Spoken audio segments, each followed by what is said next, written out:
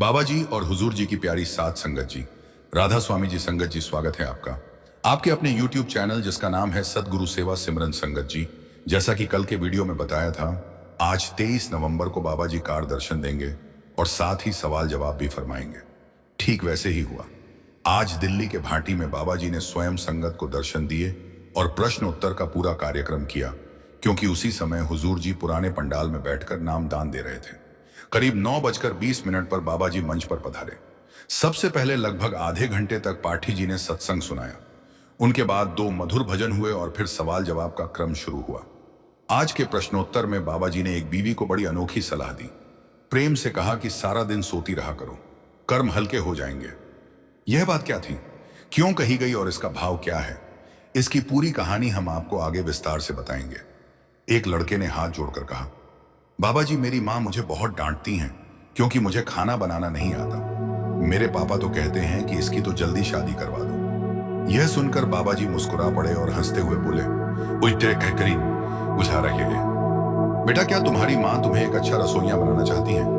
तो फिर तुम्हें ऐसी लड़की ढूंढनी पड़ेगी जिसे खाना बनाना आता हो, जिसे रोटी सेकनी आती हो, वरना तो डांट तुम दोनों को ही पड़ेगी। बाबा जी के इस हल्के फुल्के जवाब पर पूरा पंडाल खिलखिला उठा। फिर बाबा जी ने मुस्कुराकर आगे कहा, बेटा जब तक शादी नहीं होती तब तक उन लोगों की संगत में रहा करो जो घर गृहस्थी अच्छे से निभा रहे हो। यह बात सुनकर संगत एक बार फिर हंसी से भर उठी। फिर एक बीवी भावुक होकर बोली, बाबा जी जब आप स्टेज पर नहीं आते तो बहुत याद आती है। आप हर बार स्टेज पर आया करो, आप ही मेरे मालिक हो। बाबा जी ने अत्यंत कोमलता से समझाया, बेटा हम सब उसी के आदेश पर चलते हैं, जो उसे मंजूर है वही होता है। जुड़ना अंदर से है, बाहर से नहीं। उसके बहाने में रहना सीखो। और फिर नानक साहिब की वाणी उद्धृत करते हुए बोले, ज्योतिष भावे नानका सही गलछंगी। बाबा जी ने कहा, मालिक जो भी कर रहा है हमें उसके फैसले को प्रेम से स्वीकार करना चाहिए, उसी में भलाई। इसके बाद एक भाई ने पूछा, बाबा जी मेरा मन बहुत चंचल है, इसे मैं कैसे काबू करूं? बाबा जी ने बड़ी शांति से उत्तर दिया, बेटा यह मन कोई बाहर की चीज नहीं है, इसे खराब भी हम ही करते हैं और संभालना भी हमें ही पड़ता है। जितना इसे शांत रखने की कोशिश करोगे उतना यह धीरे धीरे तुम्हारे वश में आने लगेगा। बाबा जी ने कबीर साहिब की वाणी का हवाला देते हुए कहा, कबीरा मन तो एक है, भावे जहां लगाए, भावे गुरु की भक्ति करे, भावे विष कमाए। फिर प्रेम से बोले, बेटा मन को हमने ही भटकाया है, अब इसे सही राह पर लाना भी हमारा ही काम है। फिर एक बहन ने विनम्रता से पूछा, बाबा जी हम मेहनत तो बहुत करते हैं, लेकिन मेहनत के बाद भी चीजें हाथ नहीं लगती, ऐसा क्यों होता है? बाबा जी ने बहुत कोमल स्वर में समझाया, बेटा हमारी परेशानी यह है कि हम हर काम का नतीजा तुरंत चाहते हैं, यही जल्दी हमें दुखी करती है। मालिक ने जो कुछ हमारी किस्मत में लिखा है वह अपने तय समय पर ही मिलेगा, इसलिए जल्दबाजी नहीं करनी चाहिए, शांति से काम लेना चाहिए। फिर एक और बहन ने पूछा, बाबा जी मेरा मन सत्संग में नहीं टिकता, सेवा में लगता है, लेकिन सत्संग में बैठते ही मन इधर उधर भटकने लगता है, सेवा करते हुए तो मन बड़ा स्थिर रहता है। बाबा जी मुस्कुराए और बोले, बेटा मैंने पहले भी विनती की थी कि मन का स्वभाव ही चंचल है, यहां बैठकर ध्यान लगाना पड़ता है, स्थिर होना पड़ता है, इसीलिए मन भागता है। सेवा में तो हम चलते फिरते रहते हैं, लोगों से बात भी कर लेते हैं, इसीलिए वहां मन को उतनी छूट नहीं मिलती। लेकिन याद रखना, दोनों का अपना अपना महत्व है। सेवा से मन झुकता है, अहंकार टूटता है और प्रेरणा मिलती है। सत्संग आत्मा का भोजन है जो हमें परमार्थ की दिशा दिखाता है, इसलिए दोनों को साथ लेकर संतुलन बनाना जरूरी है। फिर इसी बहन ने हिचकिचाते हुए कहा, बाबा जी जब मैं भजन सिमरन में बैठती हूं तो नींद आ जाती है, उठकर देखती हूं तो सारा समय सोते ही निकल गया, भजन तो हुआ ही नहीं। बाबा जी हल्के मजाक में बोले, तो फिर तो ठीक है बेटा, पूरा दिन ही सोया करो, कम से कम कर्म तो नहीं बनेंगे। कर्म तब बनते हैं जब हम कोई कार्य करते हैं, अगर सोते रहोगे तो कर्म भी नहीं बनेंगे। संगत इस बात पर जोर से हंस पड़ी। वह बहन फिर बोली, तो बाबा जी क्या फिर सोना ही सही है? बाबा जी ने समझाया, बेटा जब तुम टीवी देखती हो तब भी सो जाती हो क्या? काम करती हो तो क्या वहां भी नींद घेर लेती है? नहीं ना, इसका मतलब भजन सिमरन के लिए भी मन की एक अवस्था बनानी पड़ती है। जब वह सही अवस्था आएगी, जब चेतना भीतर की ओर मुड़ेगी, तब नींद नहीं आएगी, फिर भजन भी होगा और ध्यान भी टिकेगा। फिर एक भाई रोते हुए बोला, बाबा जी मुझ पर रहमत करो, दया करो, बख्श दो। बाबा जी ने प्रेम से कहा, बेटा हमें कभी भीख मांगने वाला नहीं बनना, मंगता बनकर नहीं जीना। मालिक ने हमें एक उद्देश्य से भेजा है और हम बस मांगते ही रहते हैं। एक तरफ हम कहते हैं कि किस्मत उसने खुद लिखी है और दूसरी तरफ उसी से भीख भी मांगते हैं। बेटा भरोसा रखो, वह जो भी करेगा हमारे भले के लिए ही करेगा। सिर्फ शब्दों से मांगोगे तो शब्द ही मिलेंगे, अपने कर्मों से दिखाओगे तो ऐसी मेहर बरसेगी कि समेटना मुश्किल हो जाएगा। फिर एक भाई ने पूछा, बाबा जी जो हम चलते फिरते सिमरन करते हैं, क्या वह भी हमारे 2.5 घंटे के समय में गिना जाता है? बाबा जी ने मुस्कुराकर कहा, बेटा क्या आप चलते फिरते रोटी खा सकते हैं? क्या बच्चा कह दे कि मैं टहलते टहलते पढ़ाई कर लूंगा, तो क्या वह पढ़ाई कर पाएगा? बेटा सोचने की जरूरत है। जब तक आप ध्यान से बैठकर भजन सिमरन नहीं करेंगे, नहीं बताए हुए ढंग से अभ्यास नहीं करेंगे, तब तक कैसे होगा? हमने अपने मन से कुछ नए तरीके बना लिए हैं, लेकिन बेटा काम तभी बनेगा जब बैठकर ध्यान से अभ्यास करेंगे। नियम से बैठे बिना यह नहीं होगा। भजन सिमरन का मकसद ध्यान को एकाग्र करना है और चलते फिरते ऐसा संभव ही नहीं है। फिर एक भाई ने बाबा जी से पूछा, बाबा जी मैं आपके दर्शन तो करता हूं, लेकिन कृपया बताइए कि दर्शन और दृष्टि में क्या अंतर है? बाबा जी ने बड़े प्यार से समझाया, बेटा दर्शन वे होते हैं जो हम अपनी आंखों से देखते हैं, लेकिन दृष्टि वह है जो वह मालिक हम पर डालता है। जब तक भीतर प्रेम और विरह की आग नहीं जलती, तब तक हमारी आंखों का दर्शन सिर्फ बाहरी ही रह जाता है। सच्चे दर्शन तब मिलते हैं जब मन में तड़प, प्यास और वेदना पैदा होती है। बिना उस भावना के बेटा ये सब बस बाहरी चीजें ही बनकर रह जाती हैं। फिर एक भाई ने सवाल किया, बाबा जी जब शादी की उम्र आती है तो कैसा साथी चुनना चाहिए? क्या ऐसा जीवन साथी जो परमार्थ में भी साथ दे सके चुनना चाहिए? और अगर ऐसा ना मिले तो फिर क्या शादी ना ही करूं? बाबा जी हंस पड़े और बोले, बेटा शादी भी एक तरह की लॉटरी है। जिसने कर ली वो भी पछताता है और जो नहीं करता वो भी पछताता है। तो बेटा क्रिएटा कर लो और आराम से पछता लेना। फिर मजाक में बोले, अंग्रेजी में कहते हैं it is a necessary evil. जो कुछ होना है वह मालिक के अनुसार ही होगा। बंधन तो कर्मों के हिसाब से बनते हैं।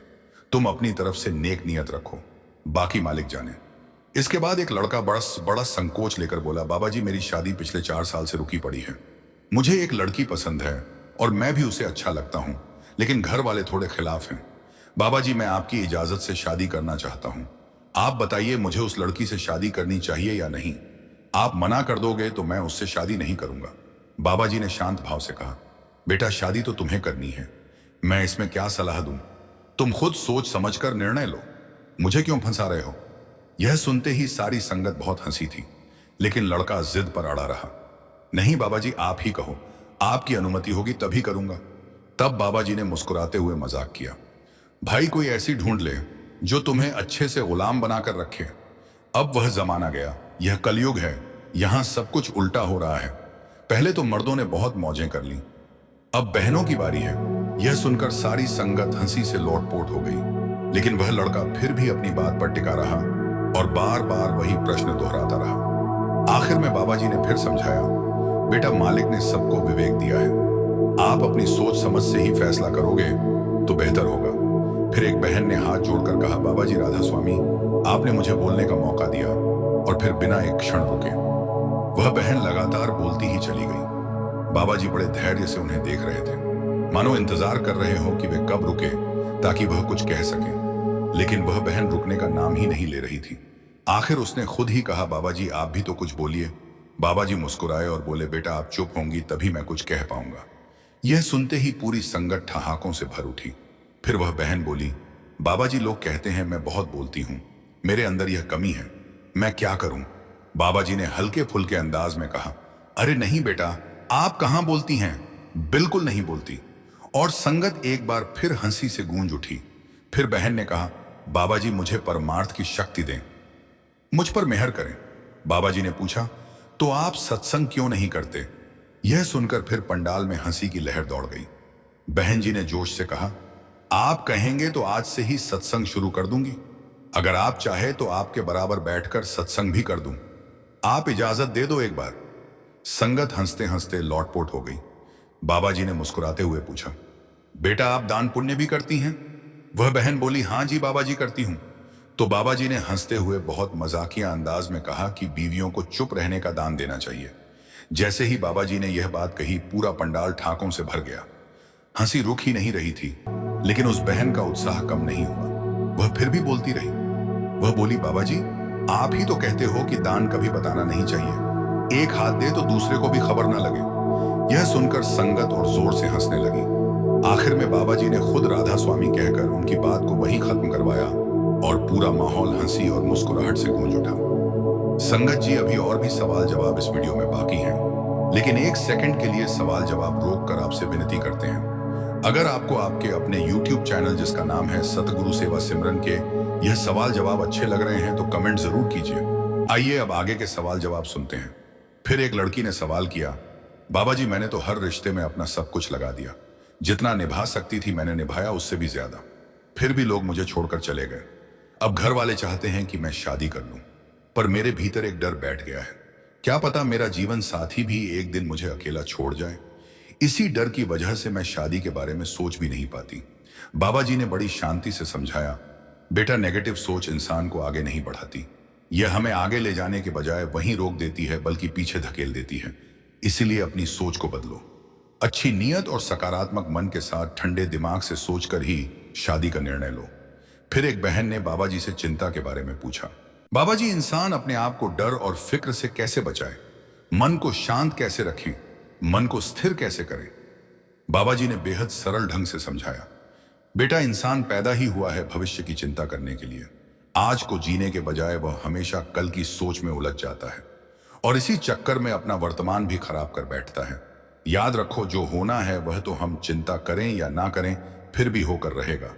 हमारे बस में कुछ नहीं है, इसलिए मालिक की मर्जी में खुश रहना ही सबसे बड़ी समझदारी है। मालिक के बहाने में रहेंगे तो कभी चिंता नहीं होगी, कभी फिक्र नहीं होगी। इसके बाद एक भाई ने बहुत विनम्रता से अपना अनुभव साझा किया, बाबा जी, आज मेरी नाम दीक्षा को पूरा 1 साल हो गया है। इन 12 महीनों में मैंने आपकी रहमत को हर दिन महसूस किया है। इसके लिए हृदय से धन्यवाद।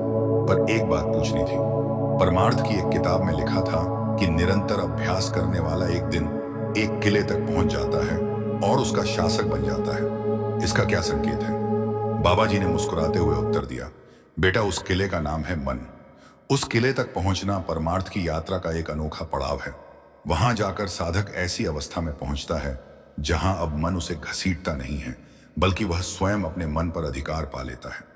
जो मन पहले हमें संसार की ओर खींचता था, वही मन अब हमारी आज्ञा मानने लगता है।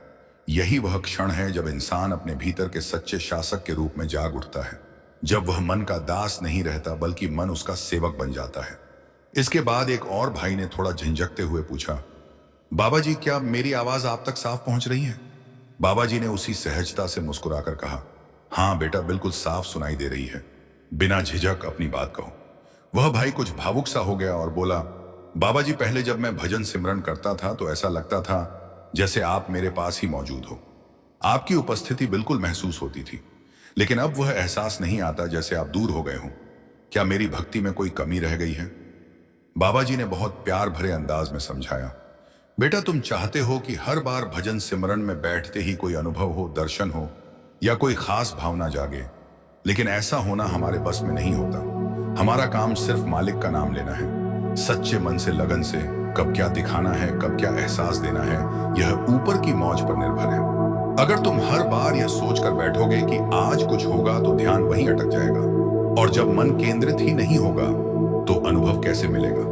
तुम्हारा काम बस बैठ जाना है, बाकी सब उसकी कृपा पर छोड़ देना है। फिर एक बुजुर्ग खड़े हुए और अपनी चिंता बयान की, बाबा जी, मेरी उम्र अब 80 वर्ष हो चुकी है। जीवन भर जो भी कर्म किए उनका हिसाब अब तक पूरा नहीं हुआ लगता। समय भी कम बचा है। क्या इन कर्मों का बोझ मुझे फिर से वापस बुला लेगा? बाबा जी ने बहुत सरलता से उत्तर दिया, जब हम पिछले जन्म और अगले जन्म की चिंता में उलझ जाते हैं तो जो वर्तमान जन्म मिला है उसे भी सही तरीके से नहीं जी पाते। यह सांस, यह पल अभी जो तुम्हारे पास है, इसी में मालिक को याद करो। बाकी क्या होना है, कैसे होना है, यह सब मालिक की रजा पर छोड़ दो। वह जानता है किसे क्या देना है और कब देना है। हमारा कर्तव्य सिर्फ इतना है कि भजन सिमरन करते रहे, बाकी सब उसी के हवाले कर दो। फिर एक बहन ने अपनी पीड़ा साझा की, बाबा जी, मैं पिछले 12 साल से नियमित भजन सिमरन कर रही हूं, लेकिन अब तक ना कोई रोशनी दिखाई दी, ना कोई ध्वनि सुनाई दी। ऐसे में मुझे कैसे यकीन हो कि मेरे कर्म सच में कट रहे हैं? बाबा जी हल्के से मुस्कुराए और बोले, बेटा, अभी कुछ ही देर पहले तो मैंने विनती की थी कि हमें यह सोचने में नहीं पड़ना कि क्या महसूस होगा और क्या नहीं। जब तुम बैठ जाती हो, मालिक का नाम लेती हो, बस वही काफी है। बाकी सब उसकी मर्जी पर छोड़ दो। मन को खाली करो और लगन से बैठो। नतीजों की चिंता छोड़ दोगी तो सब अपने समय पर मिलेगा। जब ऊपर से देना होगा तब तुम्हारे मांगने या सोचने के बिना भी मिल जाएगा। तुम्हारे हाथ में सिर्फ प्रयास है और वह प्रयास लगातार चलता रहना चाहिए। इसके बाद एक भाई ने कहा, बाबा जी, हमारी तो यही अरदास है कि आप हमें सेवा, सत्संग और सिमरन से हमेशा हमेशा जोड़े रखें, हम पर अपनी रहमत बनाए रखें। बाबा जी ने मुस्कुराकर कहा, बेटा, सोच बहुत सुंदर है और सोच अच्छी होना जरूरी भी है, लेकिन जब तक हम उस सोच को व्यवहार में नहीं उतारते, सिर्फ मन में चाह रखना काफी नहीं होता। केवल प्रार्थना करने से कुछ नहीं बदलता। जब तक सेवा और सिमरन को अपने जीवन का हिस्सा नहीं बनाओगे, परिवर्तन आएगा कैसे? उसी भाई ने अगला सवाल किया। लेकिन बाबा जी, ताकत तो आपको ही देनी पड़ेगी ना? बाबा जी ने बहुत विनम्रता से उत्तर दिया, बेटा, मैं कोई मालिक थोड़े ही हूं जो ताकत दूंगा। वो शक्ति, वो सामर्थ्य सब तुम्हारे भीतर ही है। मेहनत तुम्हें ही करनी है। अपनी ताकत की पहचान तुम्हें ही करनी है। जब तुम कदम बढ़ाओगे, सच्चे दिल से प्रयास करोगे, तभी रास्ते अपने आप खुलेंगे। यह सुनकर वह भाई और भावुक हो गया। बाबा जी, मुझे तो बस आपके चरणों में रहना है, बस वही सुख है। बाबा जी ने बहुत प्यार से समझाया, बेटा, मैंने कई बार कहा है कि मैं मालिक नहीं हूं। मालिक तो हमारे अंदर बैठा है, वो सबसे बड़ा है। इस राह में कोई बड़ा छोटा नहीं होता। हम सब उस मालिक के बच्चे हैं, सब उसकी नजर में बराबर हैं। फिर एक बहन ने कहा, पाठते न बाबा जी, मेरे घर के दूसरे लोग पूजा पाठ करते हैं और वह चाहते हैं कि मैं भी पूजा पाठ करूं और सत्संगों में ना जाऊं, और मैं उन्हें समझाती हूं कि मालिक को पाना है तो सत्संग सुनने ही पड़ेंगे, नाम दान लेना ही पड़ेगा। बाबा जी ने समझाया, बेटा, हमें दूसरों की सोच का सम्मान करना है, तभी दूसरे भी हमें समझेंगे। अगर हम कहेंगे कि हमारा ही रास्ता ठीक है, बाकी सबका रास्ता गलत है, तो फिर तो यह घमंड वाली बात हो गई ना। कोई भी रास्ता गलत नहीं है, सबके तरीके अलग अलग हैं, लेकिन सबका मकसद मालिक को ही पाना है। इसलिए खुद को सही और दूसरों को गलत कभी नहीं कहना। जहां मन को शांति मिले वहीं से जुड़ना चाहिए, किसी के ऊपर दबाव नहीं बनाना चाहिए। फिर एक भाई ने कहा, बाबा जी, मैं सेवा करता हूं। सेवा करते करते कभी कभी मेरा शरीर थक जाता है, लेकिन फिर भी सेवा करने का मन करता है, लेकिन मुझसे भजन सिमरन नहीं हो पाता। बाबा जी मुस्कुराए और कहने लगे, बेटा, बाहरी सेवा का मकसद है कि हम अंदर की सेवा यानी भजन सिमरन की सेवा कर पाएं। लेकिन अगर हम सिर्फ बाहरी सेवा को ही करते रहेंगे और अंदर की सेवा नहीं करेंगे तो आगे कैसे बढ़ेंगे? यह अच्छी बात है कि आपका मन बार बार बाहरी सेवा करने को करता है, लेकिन हमें हर बार मन की ही नहीं सुननी। कुछ काम अपनी खुद की भलाई के लिए भी करने हैं, और इसके लिए हमें मन की जरा भी नहीं सुननी। चाहे थोड़ी देर बैठना शुरू करो और धीरे धीरे टाइम को बढ़ाओ, लेकिन बैठना जरूर है। संगत जी, यह थे आज के सवाल जवाब। आइए अब आपको आपके अपने YouTube चैनल, जिसका नाम है सदगुरु सेवा सिमरन, उस पर हुजूर महाराज जी के समय की एक सच्ची घटना सुनाते हैं।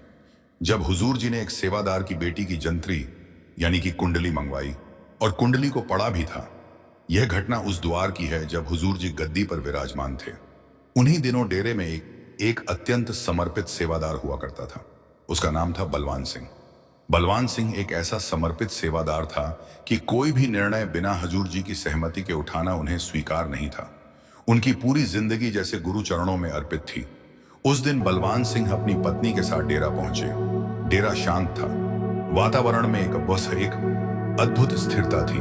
सैकड़ों श्रद्धालु हजूर जी के दर्शनों की प्रतीक्षा में बैठे थे।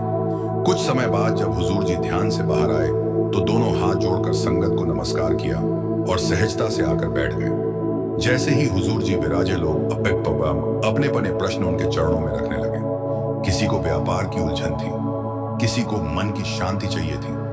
हुजूर जी हर किसी को प्यार और धैर्य के साथ समझा रहे थे। उधर बलवान सिंह की पत्नी मन ही मन बार बार कह रही थी, आप भी कुछ पूछ लो, बेटी की शादी की तारीख बतानी है लड़के वालों को। वो धीरे धीरे पति को टोकती रही, पर बलवान सिंह झिझक रहे थे। उन्हें पता था कि हुजूर जी हमेशा सांसारिक गणनाओं से ऊपर उठने की शिक्षा देते हैं। फिर भी जीवन के महत्वपूर्ण मोड़ों पर इंसान खुद को इन्हीं दुनियावी सवालों में उलझा हुआ पाता है। यह बात वह भी जानते थे। जब बलवान सिंह कुछ नहीं बोले तो अंत में पत्नी ने हिम्मत जुटाई। वह श्रद्धा से आगे बढ़ी और हाथ जोड़कर बोली, सच्चे बादशाह, हमारी बेटी की शादी की तारीख तय करनी है। आपकी रजा के बिना हम कोई कदम नहीं उठाना चाहते। हुजूर जी ने उनकी बात ध्यान से सुनी। हल्की सी मुस्कान चेहरे पर आई और कुछ पल चुप रहकर बोले, बेटी जंतरी लेकर आओ। यह सुनते ही संगत पल भर को हैरान रह गई। हर किसी के मन में यही प्रश्न उठा। हुजूर जी तो हमेशा कहते हैं कि इन ज्योतिषीय बातों में मत उलझो, फिर आज खुद ही जंतरी क्यों मंगवाई? लेकिन संतों की सोच और उनके कदम सामान्य समझ से कहीं आगे होते हैं। हमारी नजर सिर्फ बाहर तक पहुंचती है, जबकि उनकी दृष्टि भीतर तक उतर जाती है। बलवान सिंह की पत्नी जल्दी से जंतरी लेकर आई और आदर से हुजूर जी के हाथों में रख दी। हुजूर जी उसे बहुत ध्यान से देखने लगे। अब पूरे हाल की निगाहें उन्हीं पर टिकी थीं। बलवान सिंह के भीतर भी हलचल बढ़ रही थी। पता नहीं हुजूर जी क्या कहेंगे। तभी संगत में बैठे एक भाई से रहा नहीं गया।